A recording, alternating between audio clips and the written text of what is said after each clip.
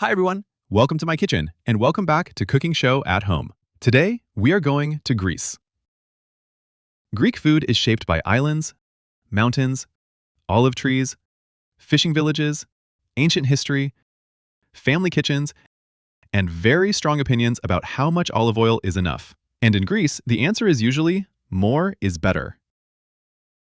Greek food is fresh, rustic, generous, and full of flavor. It can be very simple, just tomatoes, cucumbers, feta, olive oil, and bread. But when the ingredients are good, simple food can be amazing. And that is one of the secrets of Greek cooking. It does not always try to impress you with complicated techniques. It wins you over with flavor, freshness, and the feeling that someone's grandmother is probably nearby telling you to eat more. So today, let's talk about 10 famous Greek dishes you need to know. Let's start. 1. Greek salad. Let's begin with Greek salad. But first, a small warning. If your Greek salad has lettuce, many Greeks may politely judge you. In Greece, the classic Greek salad is called Horiatiki, which means village salad. And traditionally, it does not have lettuce. It is also no creamy dressing, no complicated sauce, just tomatoes, cucumbers, onions, green peppers, olives, feta cheese, oregano, and good olive oil. That's it. But here is the catch. Because it is so simple, every ingredient has to be good. The tomatoes should taste like actual tomatoes. The cucumbers should be fresh and crisp. The feta should be salty and creamy. And the olive oil should be the kind of olive oil that makes you want to dip bread into it immediately. The feta is often served as one large slab on top, not crumbled like snow over the salad. And honestly, that big block of feta makes the salad look more serious, like it came to the table with authority. One of the best parts comes at the end, when the tomato juice mixes with olive oil, oregano, and little pieces of feta at the bottom of the bowl. In Greece, you don't waste that. You take bread and dip it in. That little moment may be more important than the salad itself, because Greek salad is not just a salad, it is summer in a bowl.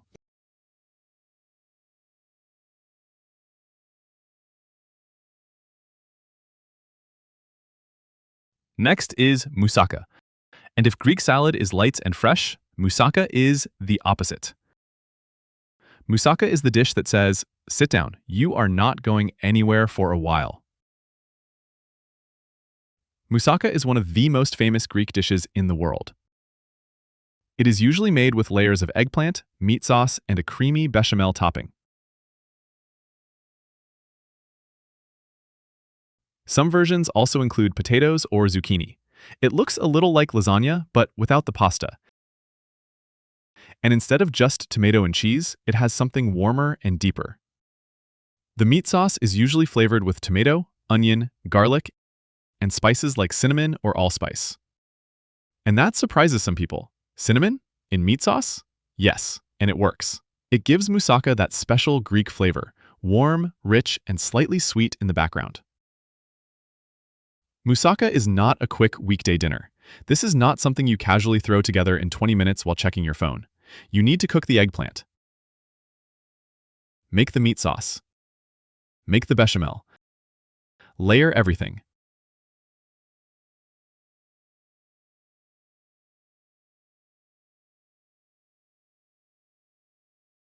Bake it. And then, if you are patient, you get that perfect slice with all the layers. Soft eggplant, savory meat, creamy golden top. This is the kind of food that makes the whole house smell like Sunday lunch. And this is why moussaka is so loved. It tastes like effort. And sometimes, effort is delicious.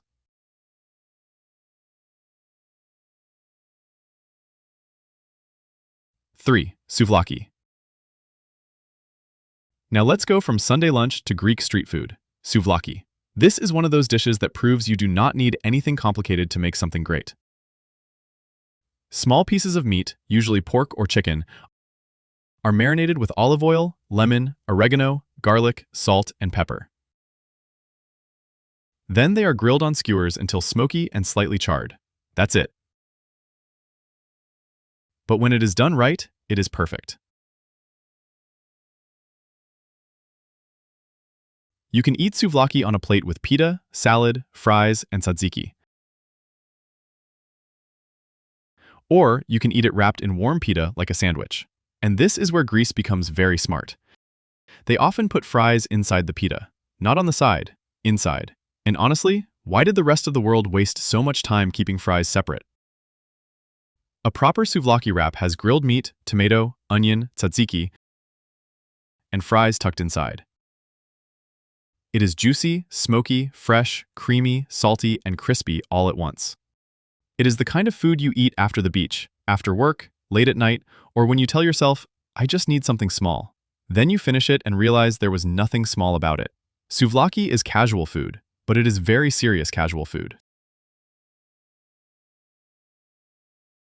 4. Gyro. Now let's talk about gyro. And yes, we have to talk about the pronunciation. Outside Greece, people say gyro, gyro, hero, and probably a few other versions. In Greek, it is closer to gyro. But don't worry, if you say it wrong and still enjoy the food, I think Greece will survive. Gyro is often confused with souvlaki, but they are not exactly the same. Souvlaki is usually pieces of meat grilled on skewers. Gyro is meat cooked on a vertical rotating spit, then shaved off in thin slices.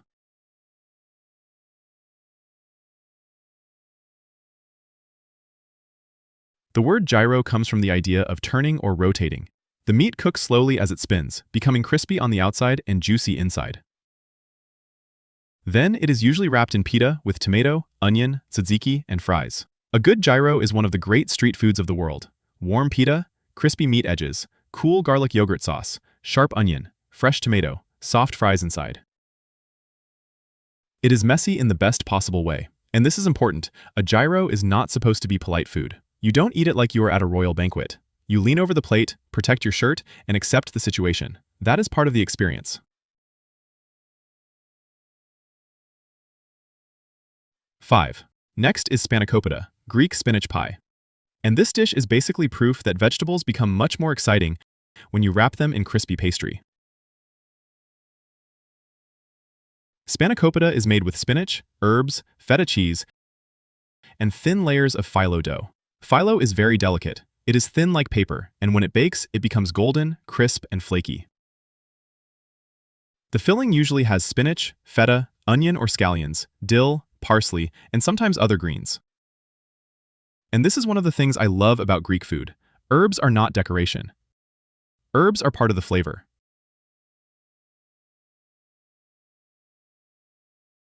Spanakopita can be made as a big pie and cut into squares, or folded into little triangles, and it works at almost any time of day. It also has that dangerous phyllo effect. Little flakes go everywhere, but you don't care because it tastes too good. Spanakopita comes from a bigger Greek tradition of savory pies. In villages, people made pies with whatever greens, herbs, and cheese they had available. So yes, it is spinach pie.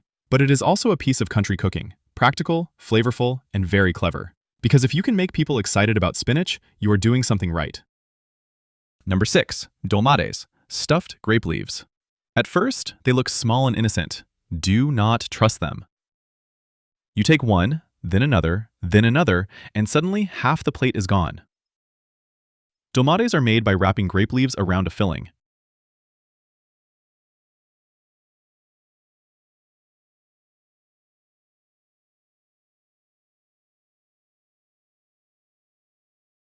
The filling is often rice, onion, herbs, olive oil, and lemon. Sometimes meat is added too. Vegetarian dolmades are usually served cold or at room temperature. Meat-filled versions may be served warm, sometimes with egg lemon sauce called avgolemino. The flavor is fresh, herbal, lemony, and slightly tangy from the grape leaves. But what makes dolmades impressive is the work behind them. Each leaf is filled and rolled by hand. Not too tight because the rice needs room to expand. Not too loose because then everything falls apart. So yes, each dolma is small, but it has technique.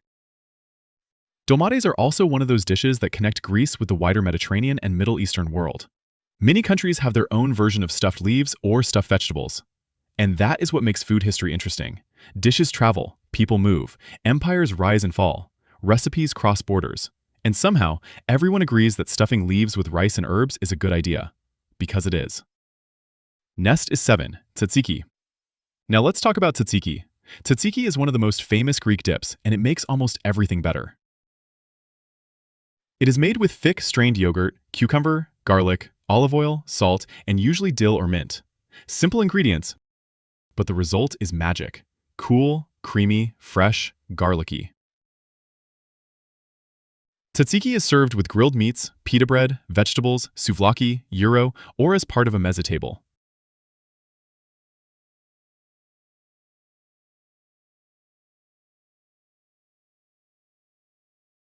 But good tzatziki has rules. The cucumber should be grated and squeezed because nobody wants watery tzatziki. The yogurt should be thick, and the garlic should be noticeable, not shy garlic. Greek garlic does not whisper, it speaks clearly. But balance is important. You want enough garlic to make the dip exciting, but not so much that people start backing away from you in conversation. Tzatziki is especially perfect with grilled meat because it cuts through the richness. The yogurt and cucumber cool everything down. The garlic wakes everything up. And fries dipped in tzatziki? That is not traditional in a serious historical sense, maybe. But emotionally, it is correct. 8. Pastitsio. Pastitsio is another Greek comfort food classic, and this one is serious. Pastitsio is a baked pasta dish made with tubular pasta, spiced meat sauce, and a creamy bechamel topping. If moussaka is like lasagna's eggplant cousin, pastitsio is like lasagna's Greek pasta cousin who shows up to the party with cinnamon in the meat sauce. Again, that little bit of cinnamon or allspice gives it a special flavor. The pasta forms the bottom layer, the meat sauce goes in the middle, and the bechamel sits on top like a thick, creamy blanket. Then it is baked until golden and cut into squares.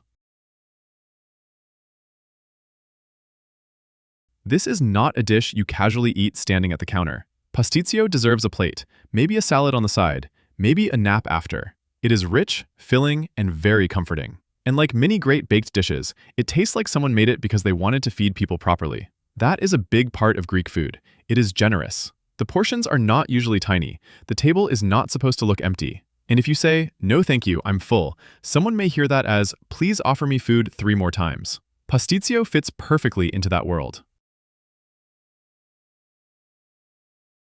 Number 9. Now let's go to something much simpler, fasolada. Fasolada is a Greek white bean soup, and many Greeks consider it one of the national dishes of Greece. And I know, bean soup may not sound as exciting as gyro or moussaka, but don't underestimate it. This is the kind of food that has fed families for generations. Fasolada is made with white beans, tomatoes, carrots, celery, onion, olive oil, and herbs. It is humble but deeply satisfying. This dish shows another side of Greek cuisine, not the tourist postcard version, but the real home kitchen version. Beans, vegetables, olive oil, bread, maybe some olives or feta on the side. That is everyday Mediterranean food. And there is something beautiful about that. Not every important dish has to be expensive. Not every national dish has to be fancy. Sometimes the food that matters most is the food people actually ate at home. And number 10, Gemista. Gemista means stuffed. And it usually refers to tomatoes and peppers stuffed with rice, herbs, onions, and sometimes minced meat. This is one of the great Greek summer dishes. The vegetables are hollowed out, filled, placed in a baking dish, covered with olive oil and tomato juices, and baked until soft, sweet, and full of flavor. The classic vegetarian version is beautiful. Rice, parsley, mint, dill, onion, garlic, and plenty of olive oil. Some families add meat, some don't. And like many traditional dishes, every family thinks their version is the correct one. The best part? The potatoes. Very often, potatoes are added to the pan around the stuffed vegetables. They roast in the tomato juice and olive oil, soaking up all that flavor. And sometimes, let's be honest, the potatoes steal the show. Gemista is not fancy restaurant food. It is home food. It is the dish you eat at room temperature with feta cheese and bread. It tastes even better the next day. And it feels like something made by someone who did not measure everything perfectly, but somehow knew exactly what they were doing. That is the beauty of traditional cooking. Gemista takes simple vegetables and turns them into something generous, colorful, and deeply satisfying.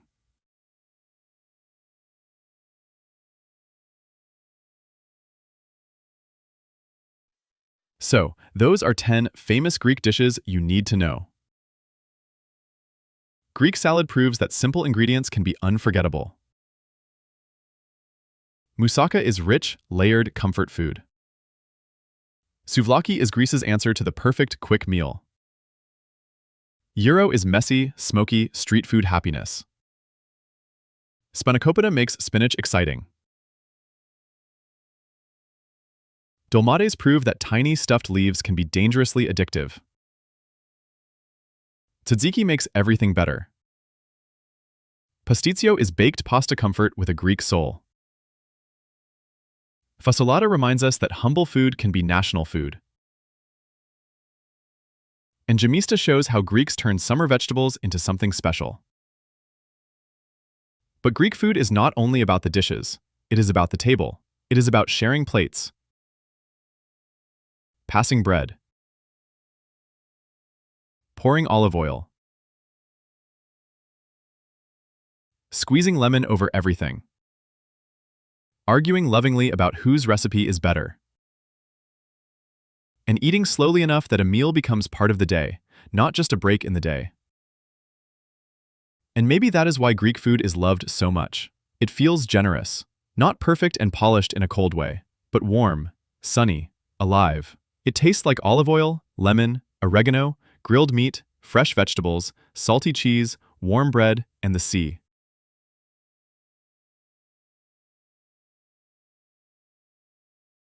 And above all, it tastes like hospitality. Because in Greece, when someone offers you food, they are not just feeding you, they are welcoming you. If you enjoyed this video, please give it a like, subscribe to Cooking Show at Home, and write in the comments, which Greek dish would you try first? Would it be moussaka, souvlaki, gyro, spanakopita, gemista, or something else? Thank you so much for watching. I hope this video gave you a better taste of Greek food and culture. And I'll see you in the next video. Bye!